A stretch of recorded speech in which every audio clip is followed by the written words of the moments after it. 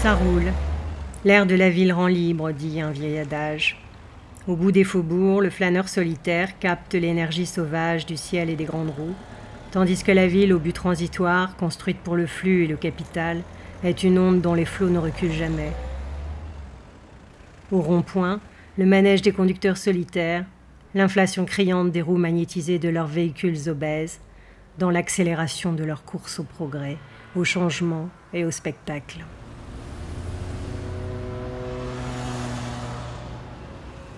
Le temps qu'en folie l'humanité bruyante dépense au règne illimité et souverain du marché lui échappe.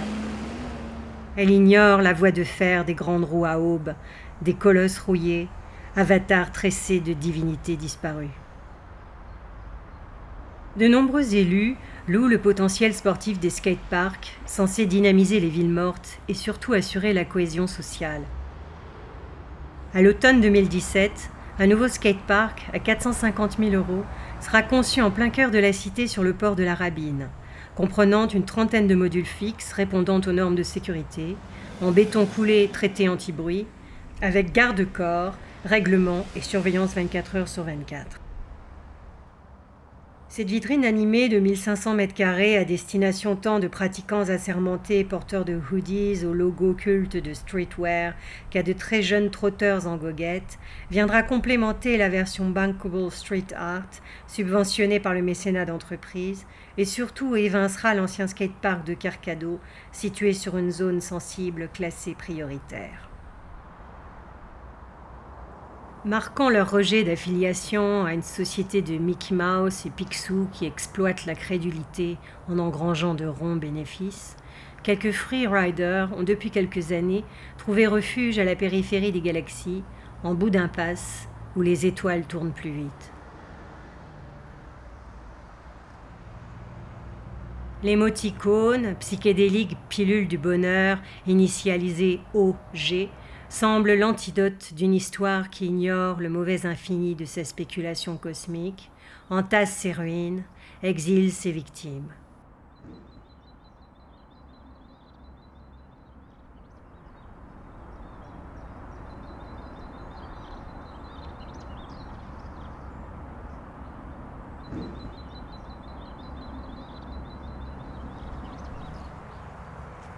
Les rideaux de fer sont levés sur le quai vide de déchargement. Le Père Noël ne viendra pas. Tel le cheval qui pressent l'abîme, le messager est à l'arrêt, les rênes pendantes sur le flanc du jouet gonflable qu'il chevauchait.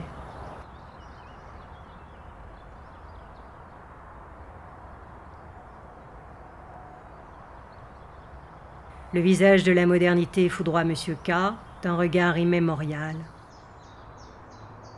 À l'image de ces guerriers bleus, diablotins aux yeux hallucinés, qui assignent des peines perpétuelles à ceux qui luttent avec les forces obscures. Dans les galeries, hantées par les fantômes de compulsifs traqueurs d'affaires et de prestige, venus ajouter une ultime pièce à leur folle collection.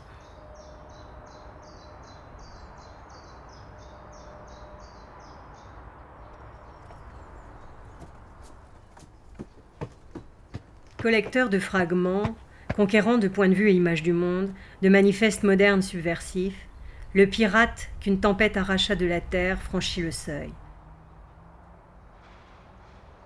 Prêt à trancher dans le voile parodique entre deux vagues d'écritures et de graphes.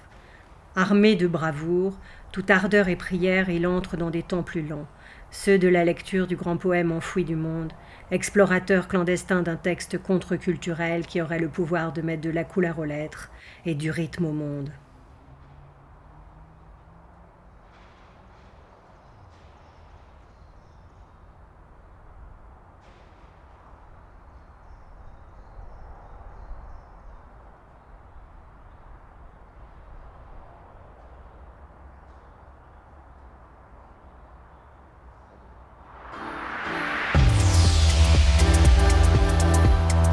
Et soudain, c'est l'événement, la leçon de vie.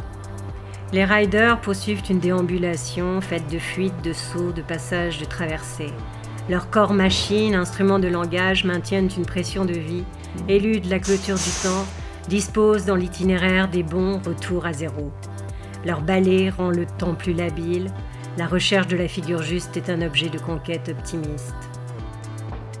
La vie tient à cet équilibre en bord de rampe.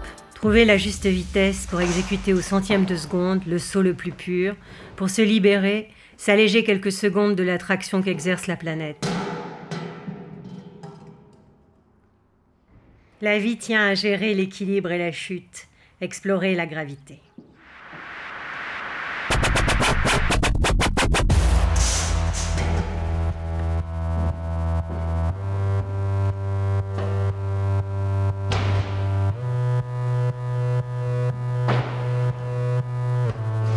Le rider suit le mouvement, il évite de se ramasser, esquive la chute de justesse, la minimise, en retourne miraculeusement l'effet, la réduit à l'épure de la simple menace. Comme un vol au ralenti, sa pensée est insérée dans sa fuite, dans son élévation, à la juste vitesse.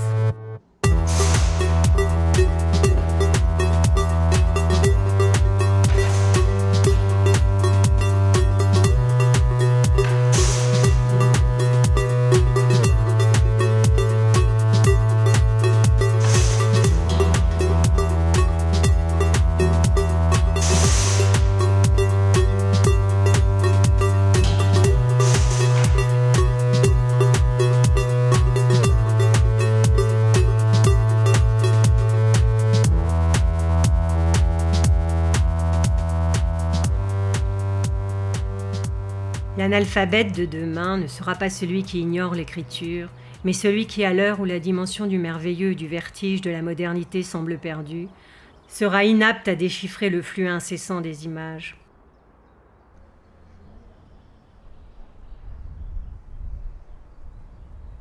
Les utopies sont toujours déjà en marche, le monde change malgré nous.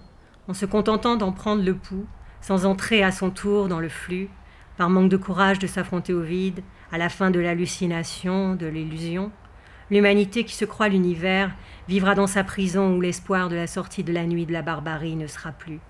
Elle sombrera, avec le globe qui a porté dans le plus profond de son dédain le fardeau de son orgueil.